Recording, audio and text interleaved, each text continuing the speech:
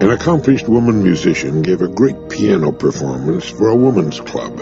Afterward, over coffee, an admirer from the audience gushed to the virtuoso, "I'd give anything to play as you do."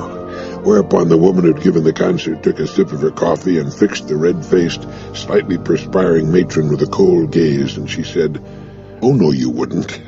Well, a hush fell over the group, coffee cups stopped on their ways to and from the saucer, and the culprit twitched in sudden embarrassment. Looking about as she repeated, but in a softer voice, her original statement, "I would, too, give anything to play the piano as you do."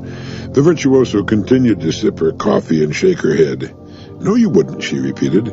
"If you would, you could play as well. Possibly better, possibly a little worse than I do. You'd give anything to play as I do, except time, except the one thing it takes to accomplish the fact. You wouldn't sit and practice, hour after hour, day after day, year after year." Then she flashed a warm smile. "Understand," she said, "I'm not criticizing you. I'm just telling you that when you say you'd give anything to play as I do, you really don't mean it. You really don't mean it at all." In the pause that followed, a napkin falling to the thick rug would have rattled the windows. The women looked at each other and then back at their coffee cups. They realized that this woman had spoken the truth.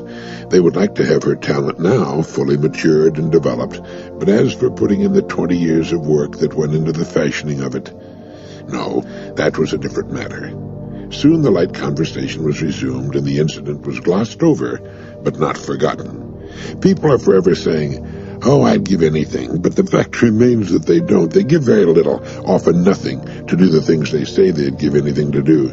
The actor who envies the pinnacles reached by the stars, the small business person, the homemaker, the student, the golfer, the professional person, the aspiring writer, the painter, across the entire spectrum of achievement, the stars are those who have simply given their dedication, their singleness of purpose, their days and nights, weeks and months and years, and when the harvest they have so painstakingly sown and nurtured for so long begins to be reaped, there are others with the same time, the same opportunity, the same freedom, who come up to say, "I'd give anything to be able to do what you're doing, to have the things you have."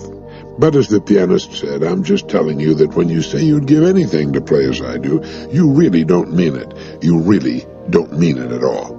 Each of us has the time and the opportunity. If we say we haven't, we're trying to kid ourselves. Everybody ought to become great at something. What is it that you'd give anything to become?